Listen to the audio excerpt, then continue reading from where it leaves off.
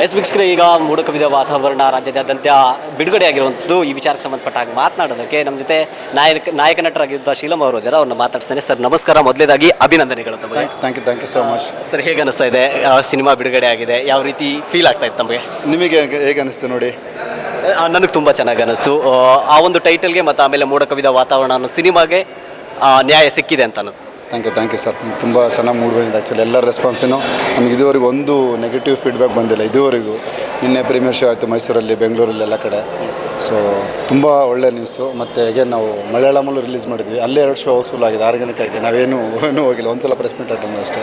So ಭಗವಂತ. Okay, ಇದ್ರ ಜೊತೆ ನೋಡೋದಾಯ್ತು ಅಂತಂದು ಹೇಳಿದ್ರೆ ತಮ್ಮ ಮೊದಲ ಸಿನಿಮಾ ಇದು ಅಲ್ವಾ? ಹೇಗೆ ಅನ್ನಿಸ್ತದೆ ಆ್ಯಸ್ ಎ ಹೀರೋ ಆಗಿ ಮೊದಲ ಸಿನಿಮಾದಲ್ಲಿ ಇಷ್ಟು ಚೆನ್ನಾಗಿ ಆ್ಯಕ್ಟಿಂಗ್ ಮಾಡಿದ್ರ ಅಂತ ಹೇಳ್ಬಿಟ್ಟು ವ್ಯೂವರ್ಸ್ ಹೇಳ್ತಾ ಇದ್ದಾರೆ, ನಾನಲ್ಲ, ವ್ಯೂವರ್ಸ್ ಕೂಡ ಹೇಳ್ತಾ ಇದ್ದಾರೆ. ನಿಮಗಿಲ್ವಾ? ಅಲ್ಲಲ್ಲ, ಅಂದರೆ ನಾನು ವ್ಯೂವರ್ಸನ್ನು ಇದು ಮಾಡ್ತಾ ಇದ್ದೀನಿ. ವ್ಯೂವರ್ಸ್ ಪಾಯಿಂಟ್ ಆಫ್ ವ್ಯೂ ಹೇಳೋದಾಯ್ತು ಅಂತಂದು ಹೇಳಿದ್ರೆ ಅವರು ಚೆನ್ನಾಗಿ ಬಂದಿದೆ ಮೂವಿ ಅಂತಂದು ಹೇಳ್ತಾ ಇದ್ದಾರೆ. ನಿಮಗೆ ಆ್ಯಸ್ ಅ ಫಸ್ಟ್ ಸಿನಿಮಾ ಆಗಿ ಯಾವ ರೀತಿಯಾದಂಥ ಎಕ್ಸ್ಪೀರಿಯನ್ಸ್ ಆಯಿತು, ಹೇಗೆ ಅನ್ನೋದ್ರ ಬಗ್ಗೆ ಮಾತಾಡೋದು?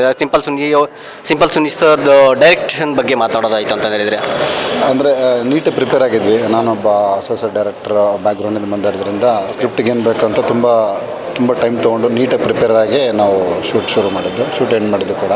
ಸೊ ಅದೆಲ್ಲ ಕ್ರೆಡಿಟ್ಸ್ ಸುನಿ ಸಾರಿಗೆ. ಅಂದರೆ ಇದೆಲ್ಲ ನಾವು ಎಫರ್ಟ್ ಹಾಕಿದ್ವಿ, ಬಟ್ ಆ ಕ್ರೆಡಿಟ್ ಗೋಸ್ಟು ಸುನಿ ಸರ್. ಈ ಒಂದು ಸಿನಿಮಾ ಶೂಟಿಂಗು ಸ್ಟ್ರಗ್ಲಿಂಗ್ ಇದ್ದ ಫನಿ ಆಗಿತ್ತು?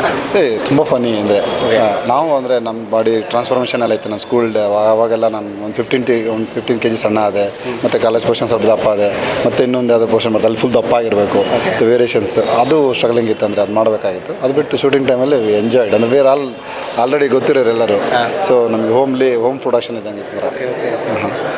ಇದ್ರ ಜೊತೆಗೆ ಕನ್ನಡದ ವ್ಯೂವರ್ಸ್ಗೆ, ಕನ್ನಡಿಗರಿಗೆ ಏನು ಹೇಳೋದಕ್ಕೆ ಇಷ್ಟಪಡ್ತಾರೆ ಈ ಸಿನಿಮಾಗೆ ಸಂಬಂಧಪಟ್ಟಾಗೆ?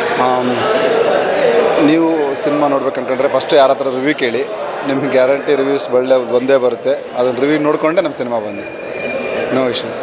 Thank you.